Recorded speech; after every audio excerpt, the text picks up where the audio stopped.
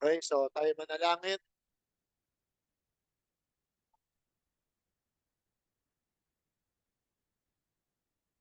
Amen. Tayo manalangin. Panginoon, salamat Panginoon sa iyong ah, sa iyong pagpapala sa isang panibagong araw, punong-puno ng iyong pag-asa, punong-puno ng iyong mga mensahe, Panginoon. Tunay na ngayon ang galaw ng iyong buhay na espiritu ay dumadaloy sa sa lahat ng puso ng sangkatauhan. Ikaw po, Panginoon, ay ah, patuloy na naghahayag ng iyong kalooban.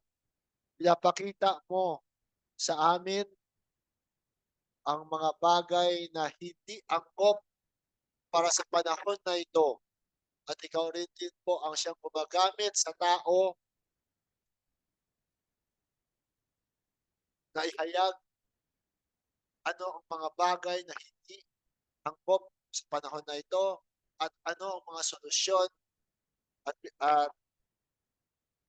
ito po ay mina-manifest mo, Panginoon, sa bawat isa ang mga lumang sistema, lumang pamamaraan, lumang kaisipan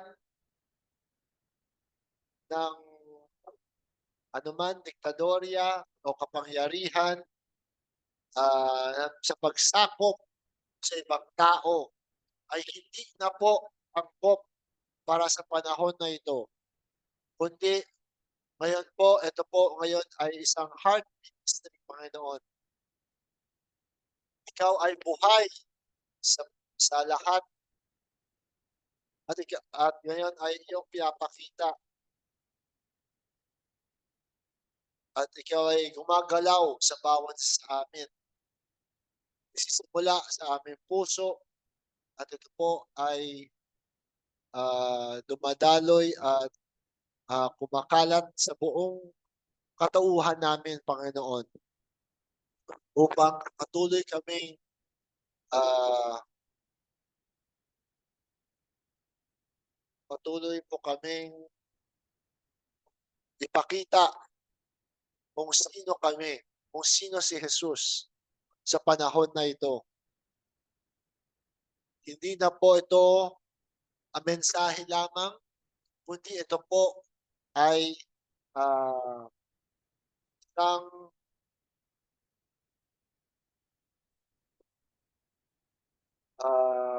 isang way of life. Ito po ay ah, cover, Panginoon, ng iyong ministry, ang iyong flow ng Spirit, hindi lamang sa mga spiritual na mga bagay, kundi sa lahat ng aspeto ng buhay ng bawat tao sa buong mundo ay dumadaloy at pinapakita mo ang iyong presensya, Panginoon. Kung paano ginamit mo lahat ng mga contrast, ng mga hindi pagkakaunawaan, ginamit mo lahat yon para maging daan para sa mas malalim na kaunawaan na siyang nag-iiwan ng permanenteng impression sa bawat tao. Lord, we can see the move the Spirit today at this present moment wherein you are able to use all people, what people call contrast, what people call evil. You can use all these misunderstandings as a way to bring home the deeper heart heart understanding to each person, and it is a permanent impression on everyone, whoever they may be, how corrupt or how good people are.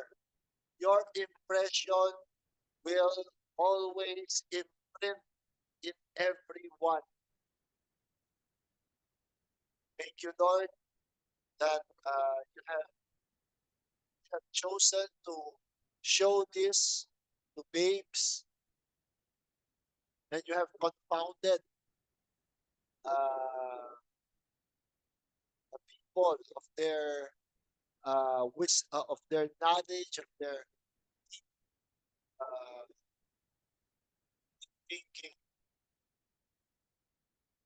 You have confounded the uh, earthly wise people who think of themselves because they have accomplishments, because they hold power, because they are very rich, they are influential.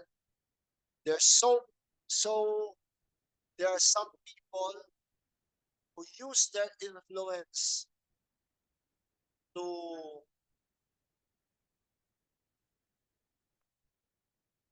hurt, destroy, to cause people, amen.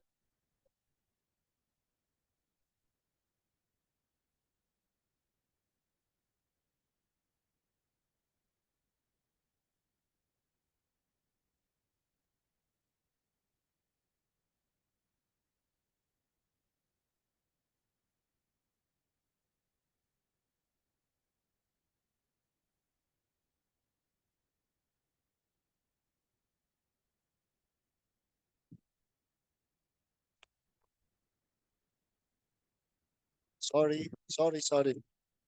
Uh, Lord, we thank you, Lord. We have seen so many, and you have showed us, Lord, this is the results that if we will always just focus on the one man ministry, the cycle will never end. The cycle of suffering, the cycle of misunderstandings, the cycle of so many contrasts will never end. And Lord, now that you have showed us that this is now beyond a one man ministry, this is now a whole body ministry. And we are not separated, Lord. We thank you. We thank you that you have shown us. Though we are many, though we are so numerous, and yet we are one body in Christ. Thank you, Lord. Thank you, Lord, for awakening our consciousness to the understanding that our consciousness is not limited only to our five senses, but we are beyond these five senses. There's so many more senses. So Lord, we are not weak. We are not corrupt humanity that needs to be dependent forever on a Savior. No. Thank you, Lord, for awakening us, humanity, the Christ of our day. Thank you, Lord. Lord, we pray for everyone who needs your touch. Uh, to the mother of Sister Linda, let continually bless her, Lord, with, as she celebrates her 102 years old. Thank you, Lord, for the best mother with good memory, good health, joys of life, Lord. Lord, we see, Lord, that uh, Lord, who needs your touch, may you touch her, Lord, she is experiencing dizziness, touch her, restore unto her completely, and provision, Lord, all the senior citizens that we love so much, Pastor Entayo, on his ministry, continue to guide him, strengthen him, continually provide for him, Lord, for him, and all the seniors, uh, Brother Ben, Brother Ben, Brother Manny, Mr. Ben, Mr. Joseph, everyone, Lord, continually strengthen them, provide, uh, for the bless us, uh, joyful joy, appreciation. Also, continue bless my sister, Lordess, with her dialysis. Guide us, Lord, as we are in the process of transferring to another dialysis center. Uh, us, guide me, Lord, guide us for this the right move for her, for us. Also, continually bless, pour out your provision, Lord, to everyone who has need blessings, spiritual understandings, psychological peace. Whatever needs, Lord, Lord, may you pour out your spirit to everyone. I, your servant, Lord, today, as I open up this understanding today, that this is today a heart guide, Lord, open good news for today, Lord, for everything.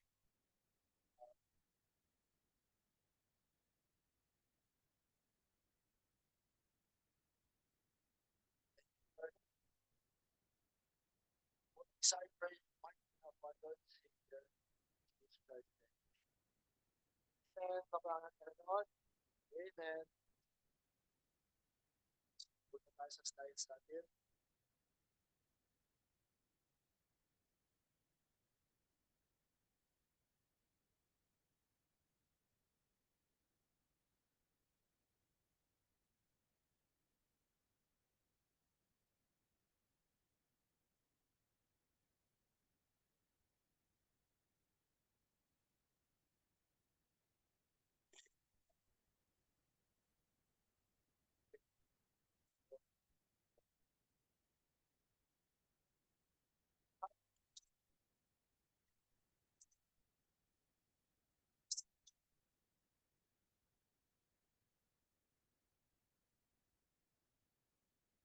Because the move of the Spirit today is not to a selected few.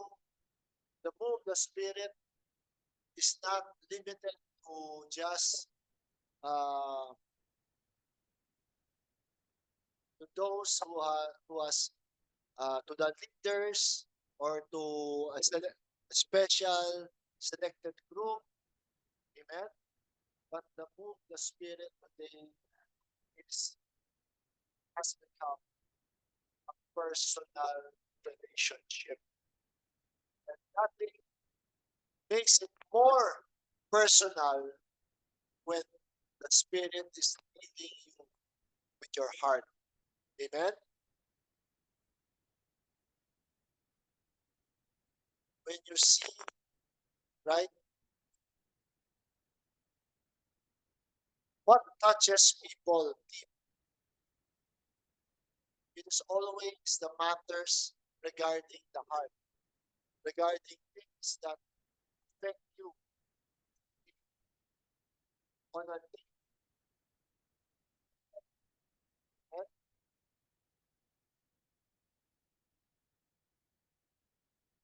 So let's go to the first slide.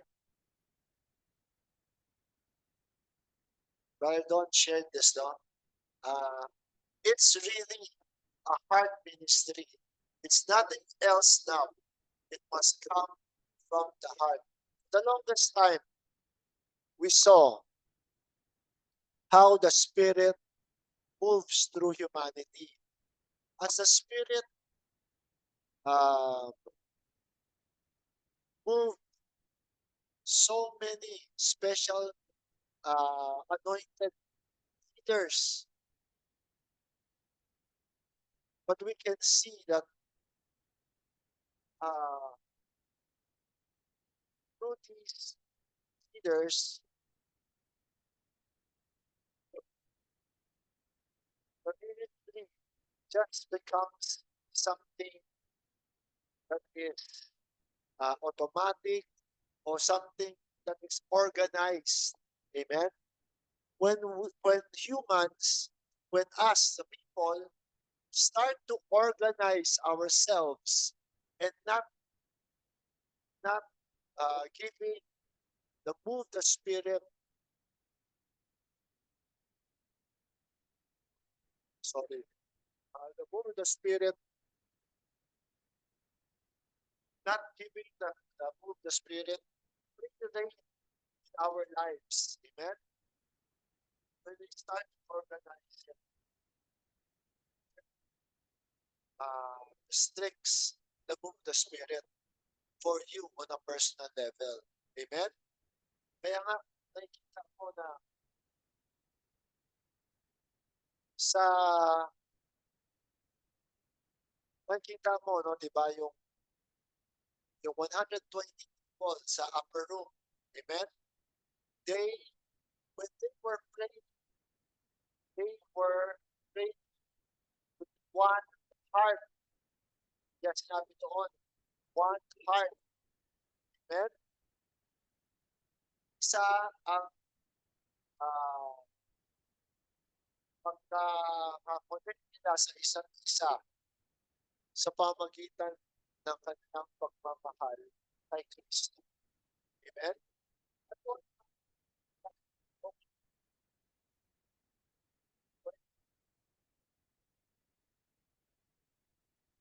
let the fruit of the Spirit in your life, when you let Jesus Christ reign in your heart, then it's that there is a deeper part of it happening. It says here, pay attention to the heart. If it doesn't come from the heart, then it's not going to be blessed.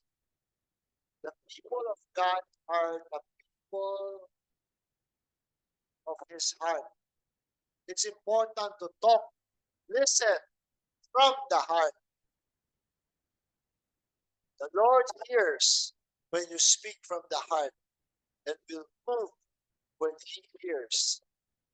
It's a much simpler language when it comes from the heart. The heart is filled with the knowledge of the Lord. The character of the message is to listen from the heart. It's a heart ministry now. Amen? So it's very important that when we start to really welcome Jesus Christ into our lives, into our heart,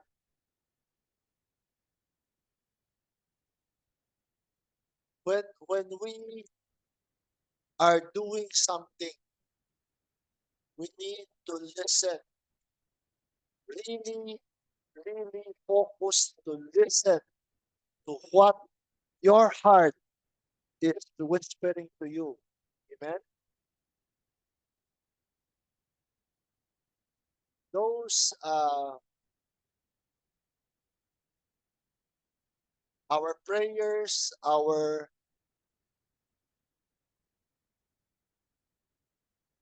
move of the Spirit in our lives to make sure that it comes from our heart. Amen. It's not make sure that when we are praying for something, it does not come from a place of selfishness, a place of uh, desperation, but it needs to be from the heart. And when we pray from the heart, don't expect, no, importante. Sometimes we pray for something, and we expect it to be in this fashion, on a particular fashion na makukuha natin. That we will receive it in this fashion. Example, when we pray, like the example that mostly we are praying, we example, someone that is trapped, looked up, that is, has a high, uh,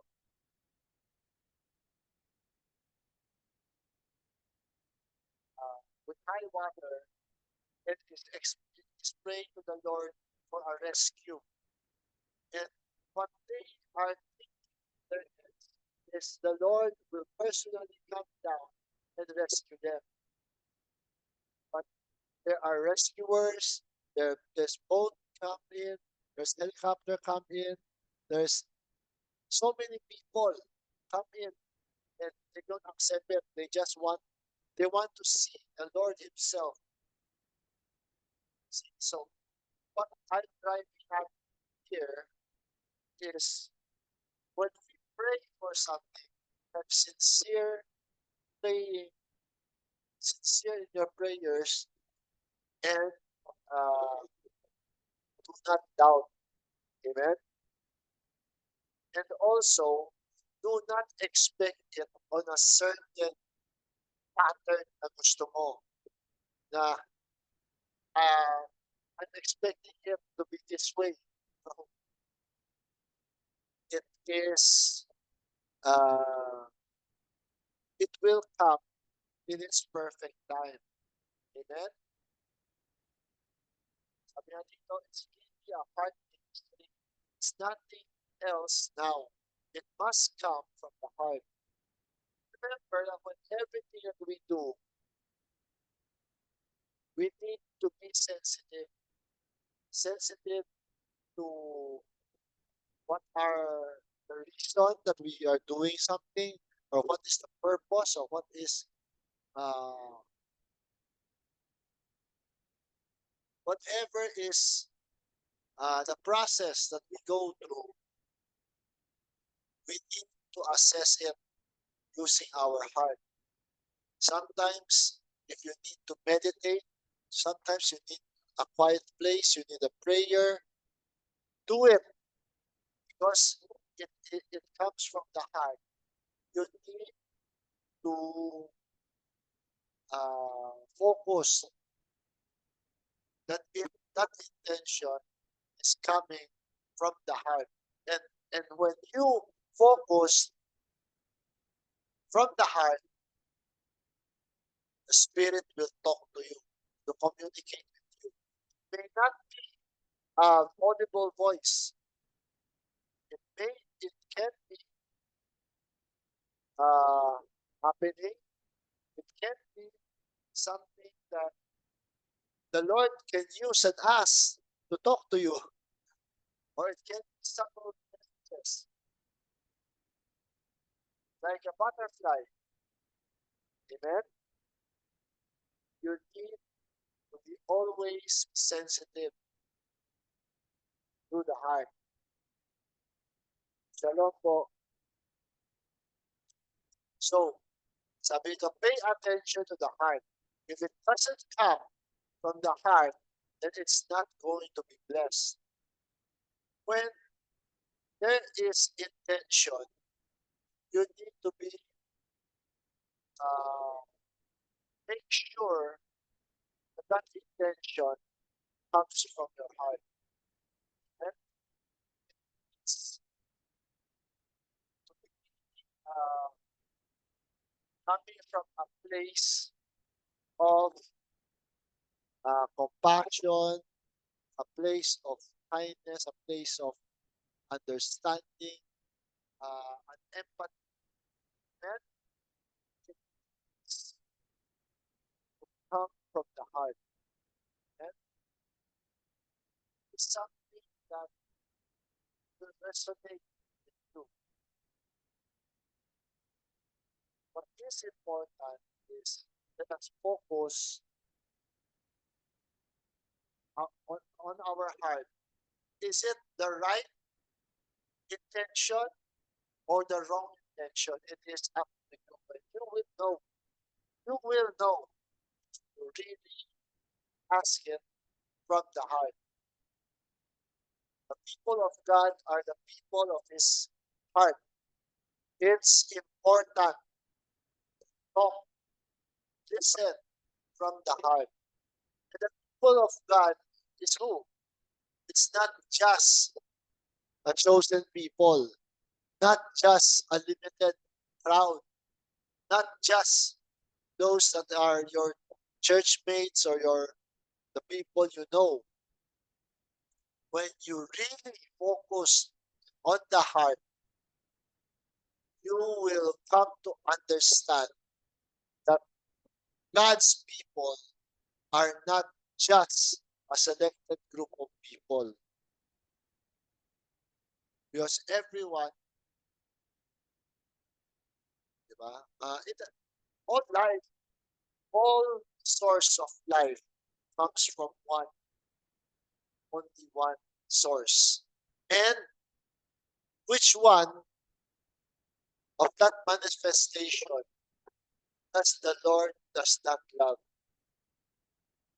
For the mere fact that it is written in the Bible, says, on the seventh day, God rested from His creation.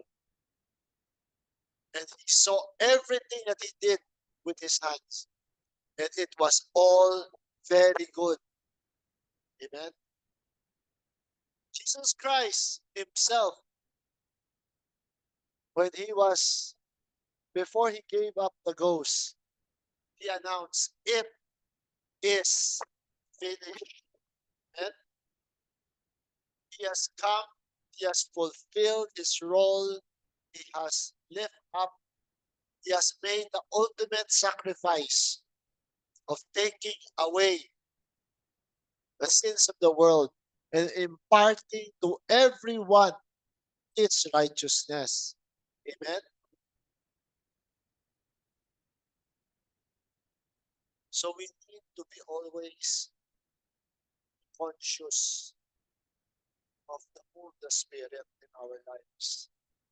But uh, when, when you focus on that consciousness, it's your heart. Amen. Ba? Nagamit natin yung puso natin. Ano ba pakiramdam ko? Ano ba yung uh, di ba? Tama ba itong intention mo? Tama ba itong sinasabi ko? Tama ba itong pag-uugali ko na iniiyakas mo sa puso mo? Amen? Gamitin natin ang ating puso. Sapagkat uh, every time nagagamit natin yung puso natin sa anuman nangyayari sa paligid natin, alam niyo po ba na nagko-connect kayo, that still small voice? Nagko-connect ka sa Panginoon. Nasaan ba Panginoon? Di ba? Amen.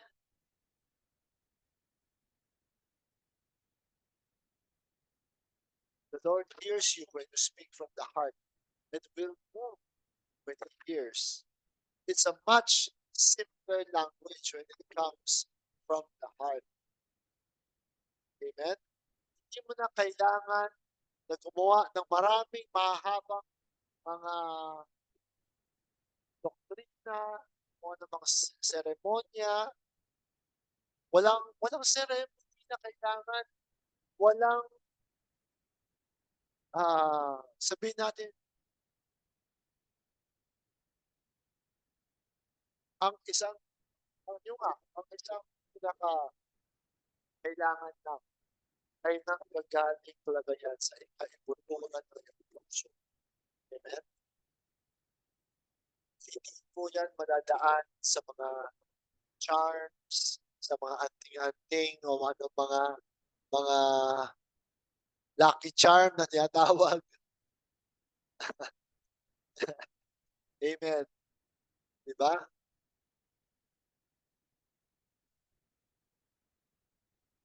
At kailanman ay hindi yan doktrina. Amen?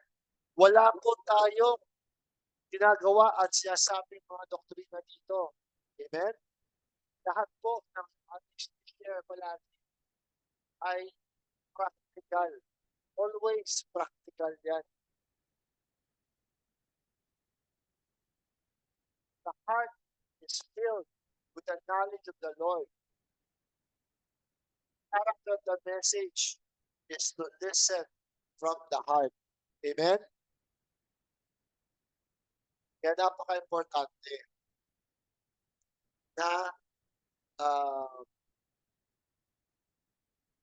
sa bawat pakinig natin, sa bawat gawa, sa bawat tugon, di ba?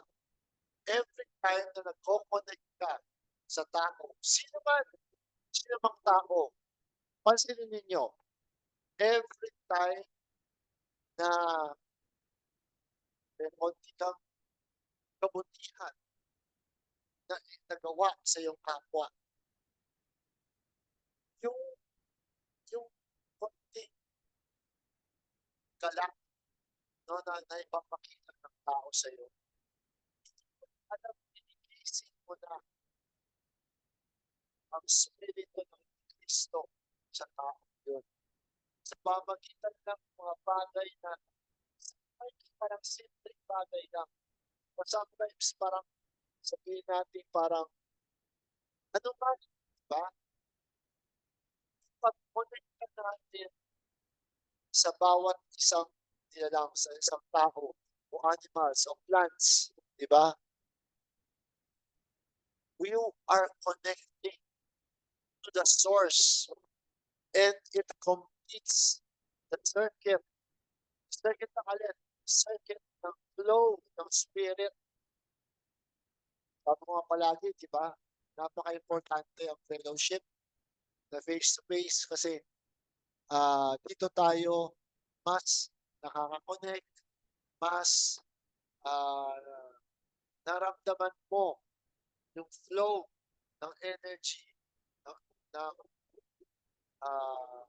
vibrational frequency ng puso sa isa't isa. Amen? So, it's very important that we come to understand that this is now a heart ministry. Every time you connect with people, when you use your heart, you are opening up the channel of Christ, of the anointing of Christ sa iyong ministry. Anong ministry mo? Hindi pastor, hindi pagiging propeta, hindi pagiging ang iyong ministry ay kung ano, sino ka, anong trabaho mo, sino ka magkatao, ikaw babae, ikaw ay nanay, ikaw ay teacher, ikaw ay employee, ano man, eh, pastor ka man, o di ba? Ano man yung estado mo sa buhay, di ba? Hindi mo kailangan ng malalim na kaalaman, hindi mo kailangan mga doctorate sa philosophy o ano man, di ba? Hindi mo kailangan maging mayaman. Nakita niyo, ito ang present flow ng spirit na yun. Sabi nga ni Brandon, di ba? Kailangan mo ng finances, kailangan mo ng good health, kailangan mo ng joy. Di ba hinahanap mo? Kung yan ang hinahanap mo, yan ang bigay mo sa taong nasa paligid mo. Because the more you give, the more you will receive. Amen? And you are able to do that if you let it flow from your heart. Amen? Amen po ba? Parang mabilis sabihin from the heart. Pero, kung mo makikita sa gawa. Amen? Nung ginagawa mo na, nung minamanifest mo na, yung nagko-connect ka, o ano man yung actions mo, doon mo malalaman kung galing ba yan sa puso ko o hindi. At kung nakita mo, parang hindi ito galing sa puso ko eh. You just missed the mark. Ulitin. Draw again. Amen? Try again. Pick yourself up. Okay lang magkamali at magkamali. Basta alam mong magkamali ka at sinisikap mong magbago. Amen?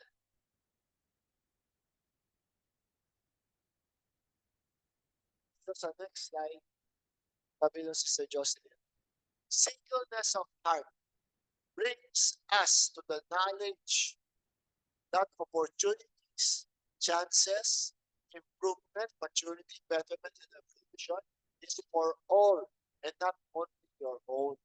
Itong mga bagong pagkakataon o mga mature, mga, kasi minsan kasi kapag meron tayong unconscious lang, a judgment sa tao, isa na, judge na natin sila na, ay, ito, naku, mukhang hindi na magbabago itong tao. Diba? Minsan ganun tayo eh. Pero, tignan nyo, kapag meron kang pag-ibig na nanggagaling sa puso mo, kahit na anong sama ng taong yun, pero minsan, na pinakitaan mo ng kabutihan, pinagbago. Diba? Kung, kung, diba, kung yung judgment mo sa kanya ay hindi na siya kailangan magbabago, diba? Iba ang outcome, iba ang magiging galaw mo, diba? At maaaring hindi kailanman mag-manifest yung Christ anointing sa tao doon kung palaging nandyan yung judgment mo sa kanya. Kaya nga kailangan meron kang singleness of heart. At dalhin natin sarili natin na mag-focus na tignan ng tao kahit sinong tao na parang sa tingin mo ay parang wala ng pag-asa, na buhay ang pag-asa sa kanya. Pwede pa siya mag-improve. And to each at his own pace and time. Ang pagbabago, ang pagkatuto, ang bawat isang tao ay may kanya-kanyang haba at ng panahon. Amen? Maaaring sabihin mo, matagal ko niyang tinitiis yung taong yan eh. Matagal ko niyang tinuturuan. Matagal ko siya sabi sa kanya, mali ang ginagawa mo.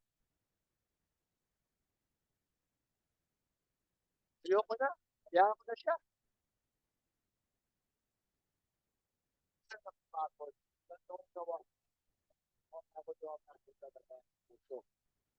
Minsan, kailangan natin mag-pull off, mag-recharge. Gawin ninyo. Amen? Kung kailangan ninyo mag-recharge, kung kailangan nyo mag-relax, kung kailangan nyo hiwalayan, kung kailangan nyo malit sa presensya niya, but kailanman ay huwag mo mag-give up. Kailanman ay huwag tayo. Huwag natin sukuman. Amen?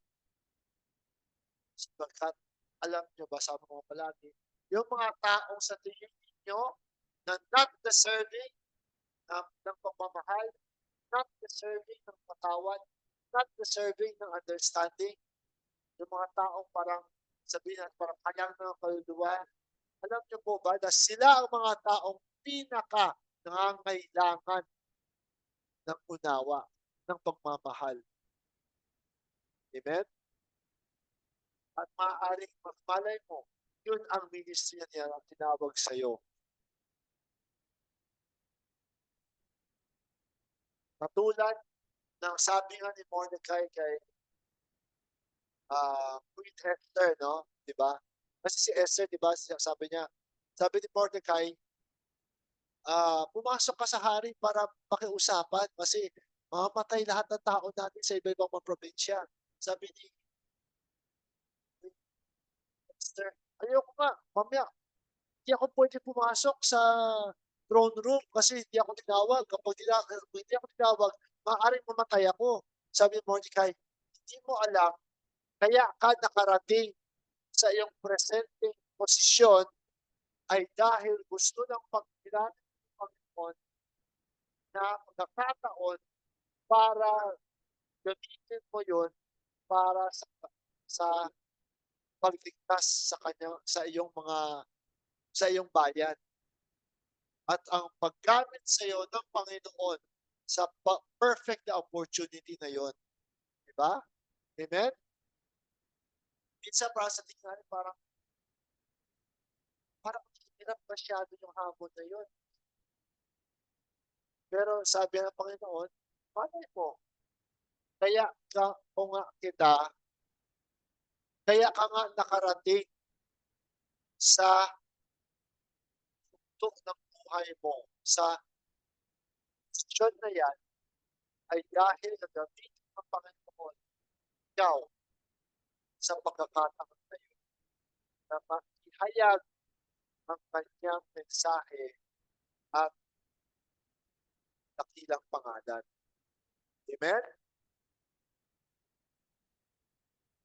Sabi niyo dito sa next slide, let love be the basis of how you look at humanity, how you will look, how you will interact, how you will help,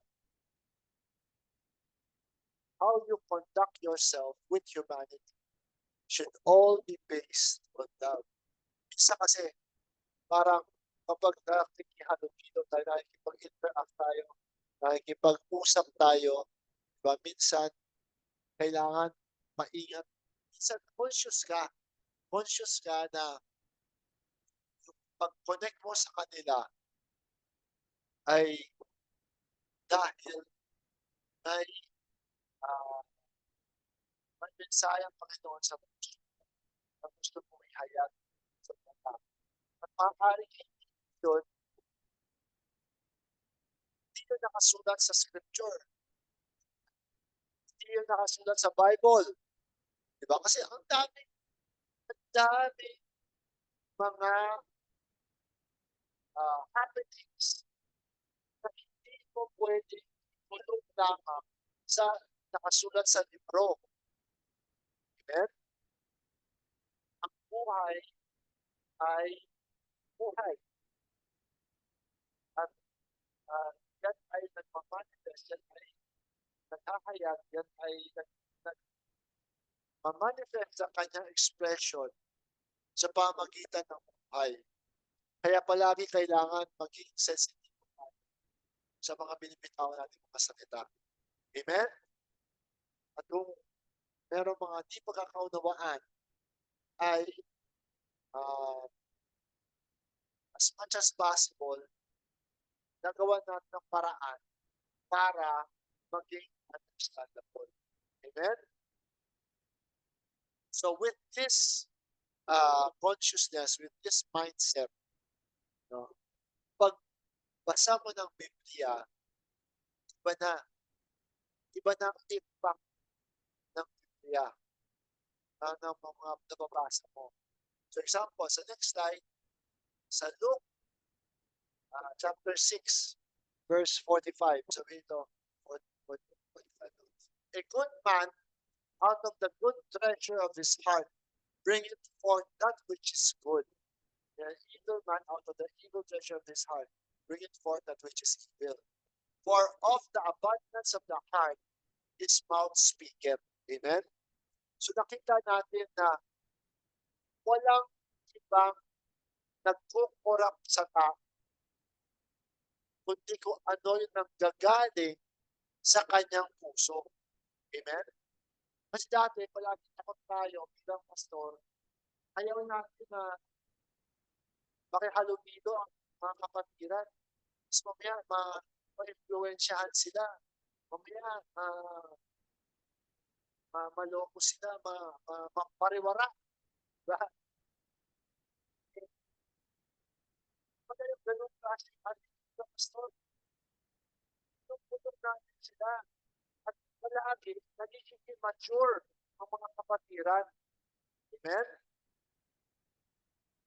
Ang ito ay hayaan na sa na saan ang presensya ng Panginoon, nasa kalayaan, ba? Where, uh, where the Spirit of the Lord is, there is liberty. Amen? There's liberty, tapos palagi mong pipigilan sila. Pipigilan mo, pipigilan mo. Sabihin mo, naku, wag kang tiwala dyan. You need to let people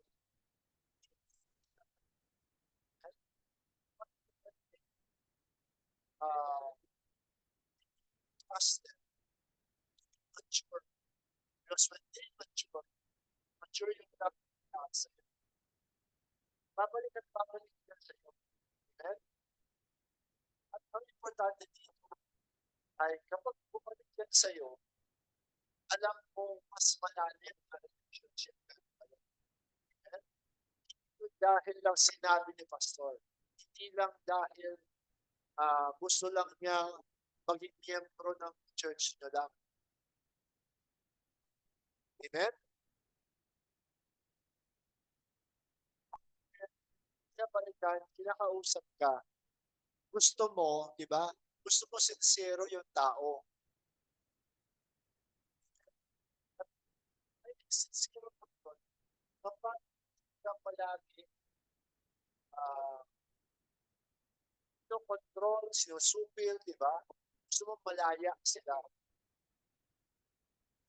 So, makikita natin doon at ito rin, sa atin, ano yung makikita yung mga putas, yung mga dati ng isang tao, makikita sa kanyang katutunan, sa kanyang ginagawa, at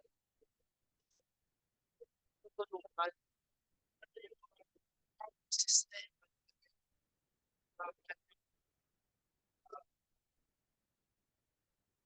makipag-usap o makipag-halino.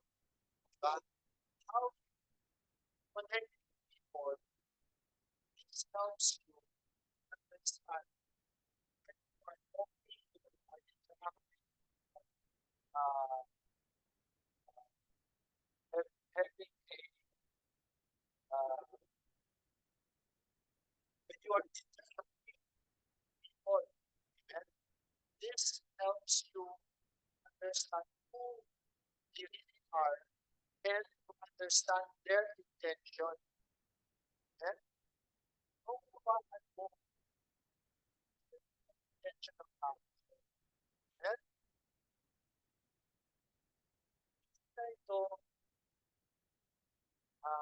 kulong lang sa kung ano ang mabuti at ano ang masama. Kundi ito po ay tinuturo tayo na nakikilala natin yung character ng tao. Sapagkat alam natin na ano na ngayong panahon na ito, napakaraming tao na napapariwara na marami silang misunderstanding sa buhay. Nasa tingin nila, akis na sa pagalit, wala silang magawang mabuti, di ba? Kaya yung intention nila sa kapwa, hindi maganda. Then, ito tinuturuan tayo kapag nanggaling ka sa puso, every time sa kapwa natin, mabasa mo yung intention ng tao. Amen? Yan ang wisdom na binibigay sa atin, lalo sa present moment na ito. Mahal natin, diba? Eternal life is living for others, yes. But before live for others, love the Lord thy God with all thy strength, with all thy might, with all thy heart, with all thy soul. Sino ang Panginoon? Ikaw mismo rin mahalin mo sa mo. Amen? Iyanan natin sa natin, maging conscious na palagi kung saan pa tayo pupunta. Amen? Kita natin, sobrang dami mga aksidente.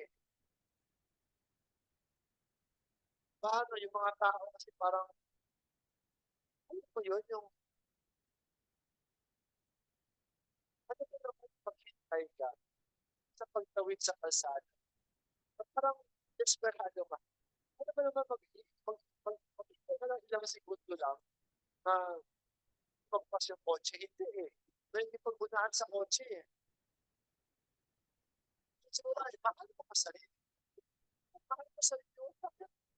Bakit yan ang ginawa mo? Na parang gusto mong makipagbunahan sa kotse. Sa tingin mo ba, mas mabilis ka sa kotse? Pero yung parang nadidistort yung galaw ng spirit kasi ang mga tao sobrang focus sa kanilang ginagawa na nagiging pansariling gawa kasi maging conscious ka palagi, maging spiritually sensitive ka. Alam niyo ba kapag spiritually sensitive tayo, meron kang intuition, meron kang sixth sense na maramdaman. Amen? Na may develop. Amen? May consciousness ka.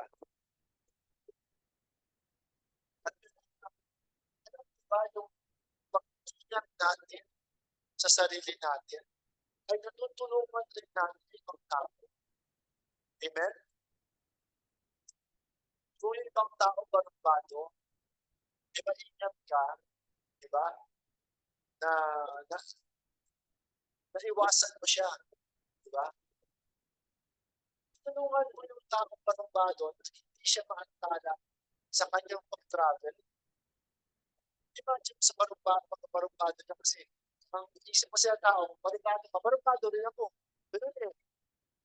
Barubado rin ako. Doon lumalabas. Diba doon nagpo-produce ng mga contrast dahil sa mga misunderstandings. Kung tayo, yung care natin sa tao, sometimes kailangan maging conscious tayo para sa iba. Dahil isa ang tao masyadong nakafocus lang sa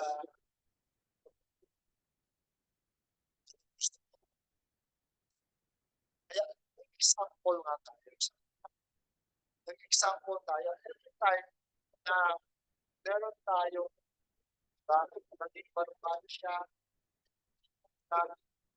diba? Yung tao yun, makikita ko malaman niya ay mali pala ito. Kaya siya nagpupusa na nagsusorry.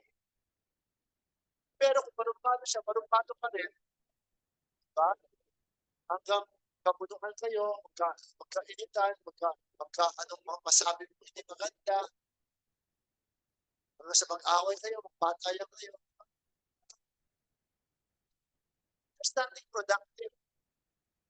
Lahat ba tayo lahat ba tayo may mga reasons na kailangan makarating tayo. Kaya minsan,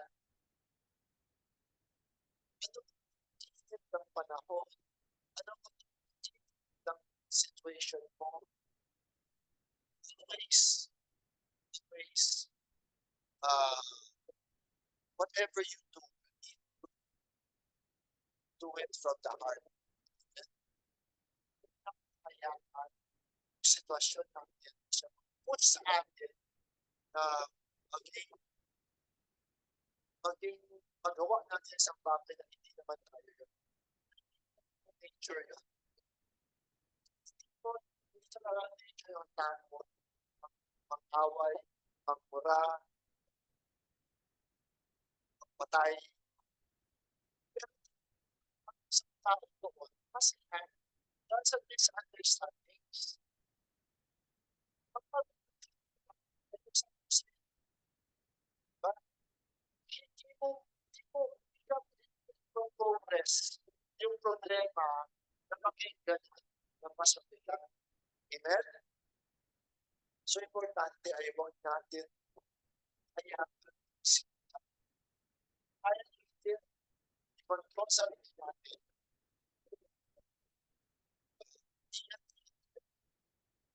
Sabi ko nga, gusto pa din natin na maging statistics lang tayo. Pero yung mga tao namamatay, parang statistics lang. O ilang namatay, ilang aksidente. Buhay ng tao, pero sa news, parang statistics lang.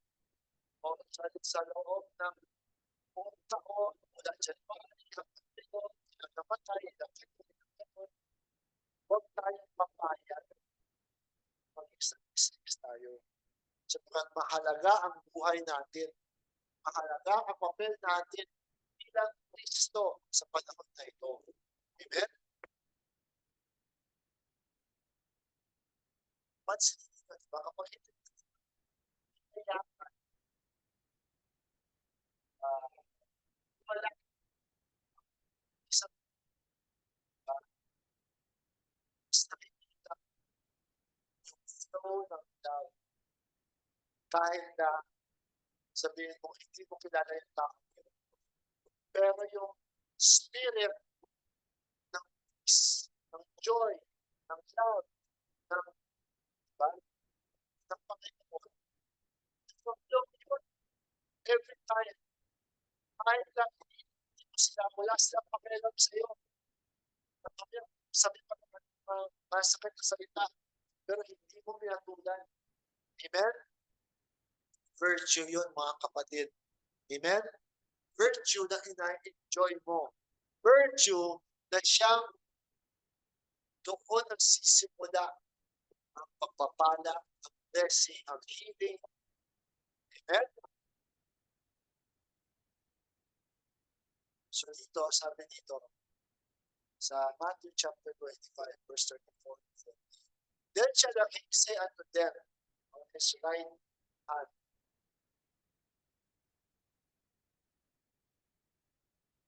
Come, ye blessed of my Father, inherit the kingdom prepared for you from the foundation of the world. For I was a hungered, and ye gave me meat. I was thirsty, and ye gave me drink.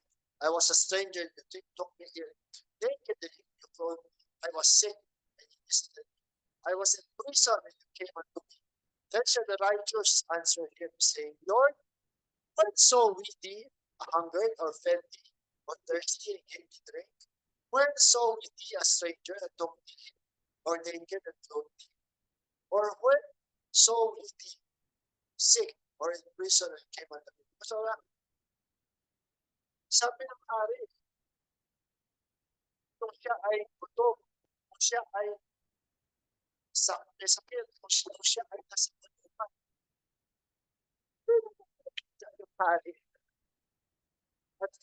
and the king shall answer and said unto them, Verily I say unto you, in as much as ye have done it unto one of the least of these, my brethren, ye have done it unto me. Kung saan ang Panginoon, sa mga sa Kristiyano lang, to the least, to everyone. Ito, isang versikulo na dati akala natin sa white throne, dinivide yung mga sheep at yung mga goat, at yung mga sheep, magpapalain yung mga goat, ang pasunugin sa impyerno. Wala na.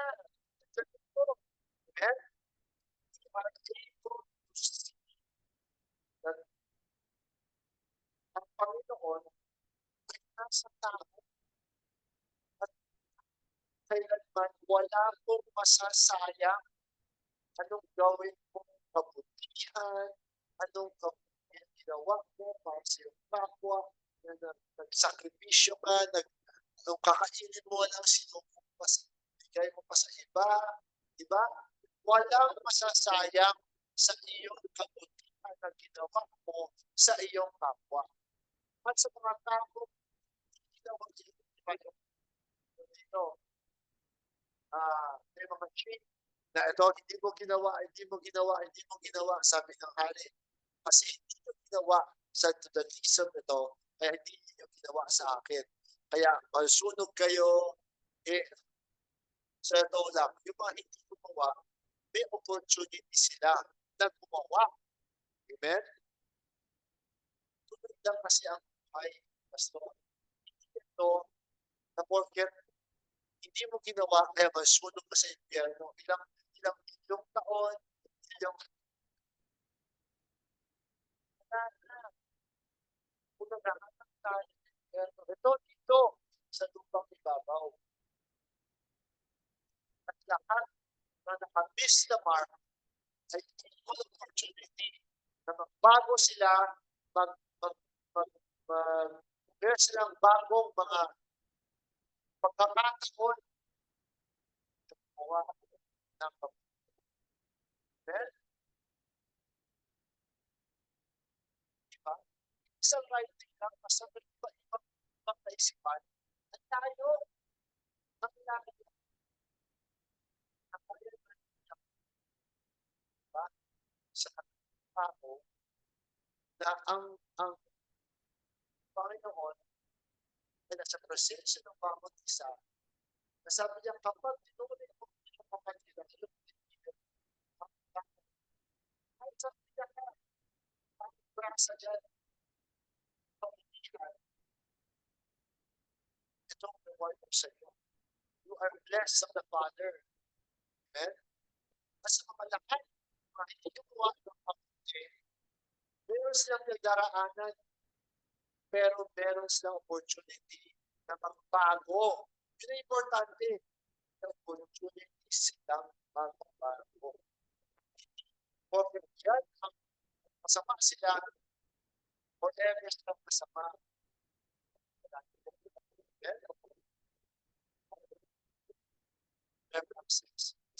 Kasi tayo mismo eh. May mga process na tayo mismo. Bakit tayo ito?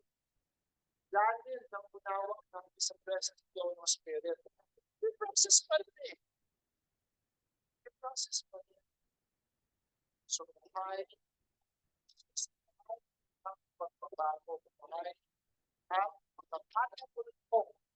Make yourself happy. Again, I what's good to it from the Lord. Amen?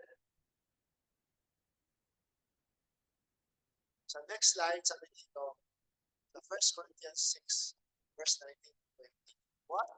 Know ye not that your body is a temple of the Holy Ghost, which you have of God, that ye are under. For ye are bought with a price. Therefore glorify God in your body and in your spirit, which are God's. Amen?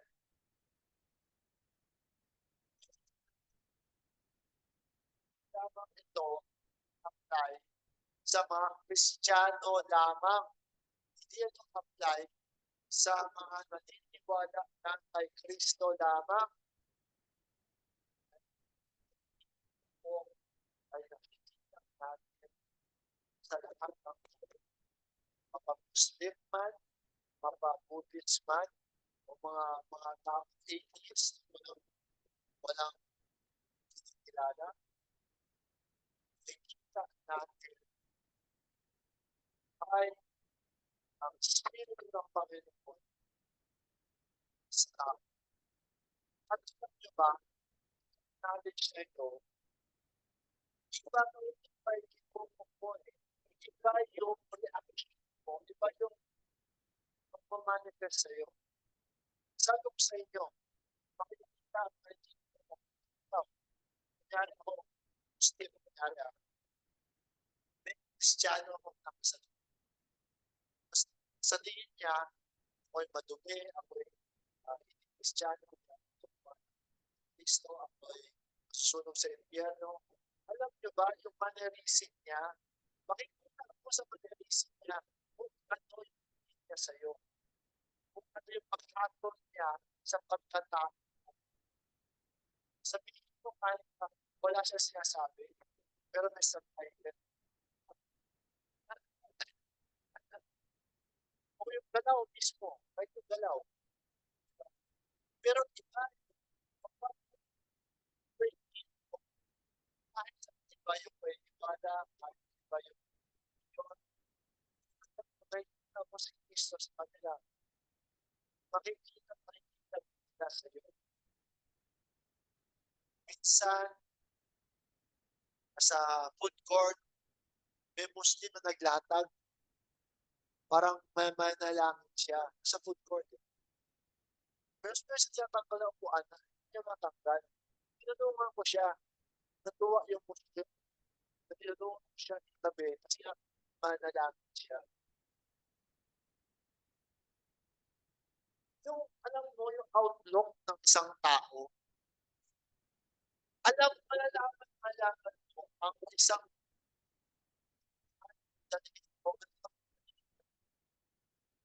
sa kanyang trato sa kanyang. Amen? Sabi ko po, ay gusto natin makita na tayo lahat ay mag-example. Sabagat yung example na ating pinapakita, ginagawa sa ating kapwa. Yan ang mga simpleng mga gawain na natin isip si Kristo na nasa kanila. Ang anointing ng Spirit ng Panginoon. Amen? Kamunting kabutihan. Minsan yung pagkiti mo lang sa mga taong, ba? Maraming kadaraanan. Nabubuhayan sila ng pag-asa. Amen? Walang answered prayer ka pala sa tao yun. Amen po. Diba?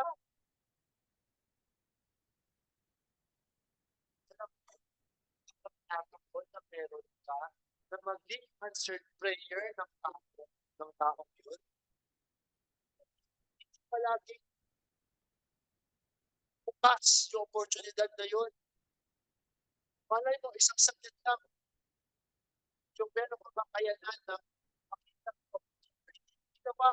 Kasi meron kang judgment sa tao yun. Tayo tao, gusto na makakita ng answered prayer. Pati yung pinagkain mo sa tao yun. Then, napaka-importante nawa, konting long suffering, minsan,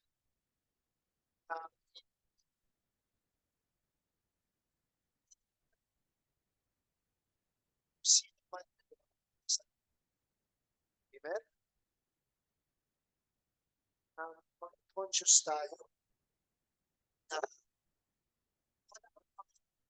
sa langit, ang Panginoon ay nasa isa sa amen? Sabi dito sa 1 Corinthians chapter 14, verse 5, and thus are the secrets of his heart made manifest, and so falling down on his face, he would worship God and report that God is in you of the truth. Parang ang tao, palagi, gusto nila kapag namatay sila, pupunta sila sa langit. Hindi mo na alam. Hindi mo pala alam, habang buhay ka, nasa langit ka na pala. Araw-araw ay panibagong, may mga panibagong langit kang nakakasalamba. Yung iba maayos na suot, yung iba magulo ang suot, yung iba ang mabuting asal, yung iba merong masamang asal. Pero it is the kingdom of the Lord na nakakasalubong mo araw-araw. Amen? Every time, ah, yung mga waiter girl, mga sales guard, di ba? I-greet mo sila. I always show appreciation to them. Kahit ang minsan, sabi nila parang, isip nila, gawain mo naman to eh. Ba't siya nagpapasalamat? Di ba? Isa yung tao ba? Pero, may mga pagkakataon na kailangan ng tao na may tao sa kanila na ginagawa nila yung trabaho nila. Amen? Hindi mo alam yun eh.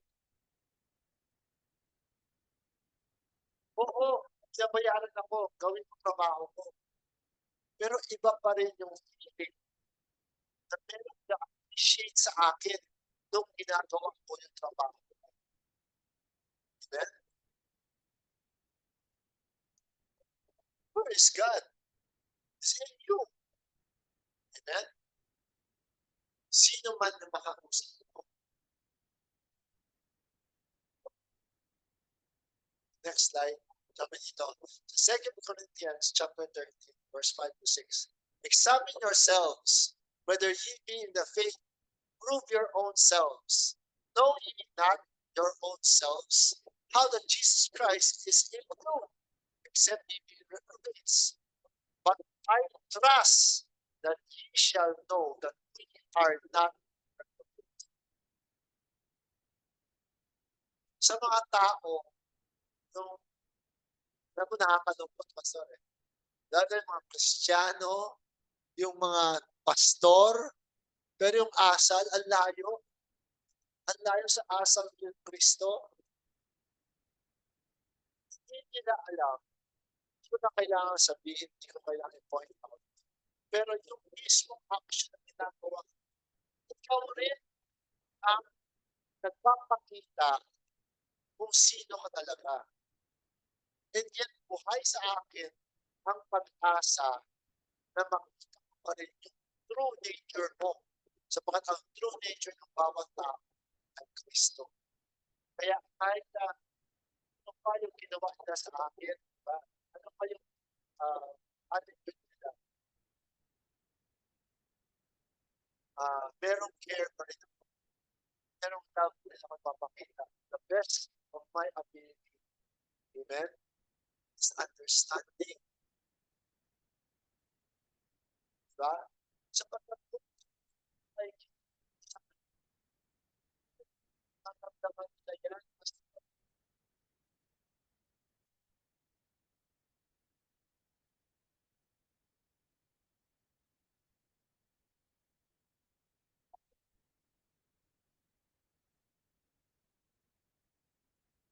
amen.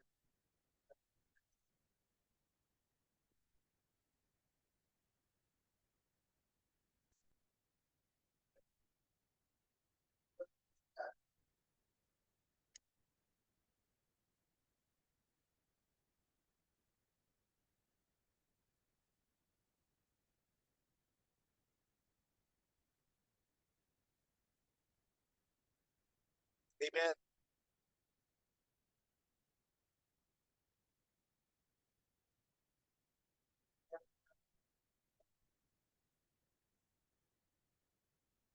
Yes, amen. Minsan kung nabigyan tayo ng pagkakataon na mabigyan ng oras ang tao, lalong-lalo na sa mga panahon, natatas siya, masama ng loob, di ba? Hindi mo alam na gamit rin ng Panginoon na para matouch yung tao doon, na para makapagsimula siya sa kanyang paggaling. Kasi ang tao, kapag mayroong pinipinipin sa loob, masama ng loob, diba? Stress, yung sakit, hindi gagaling yun eh. Ang galing niya may labas, may manifest. At minsan, minsan kailangan lang yung taong may kinig lang. Amen?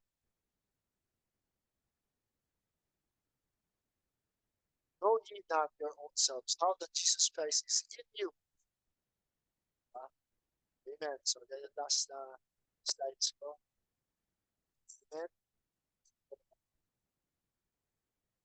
Makita natin na kapag bagong kaunawaan, no, mas yung kaunawaan mo ay nanggagaling sa iyong puso. Amen. At pag nagbasa ka ng Bible, nakinig ka sa Bible, the Bible becomes a new book. Amen. A new understanding.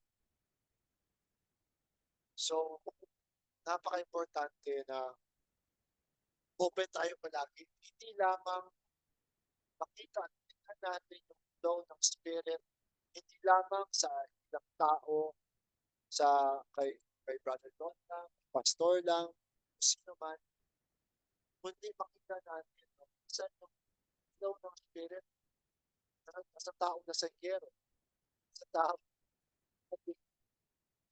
mga expect. Pero minsan makapagbitaw sila ng mga kaunawaan na malalim na makatulong din sa atin. Amen? And always, whatever we do, try to do it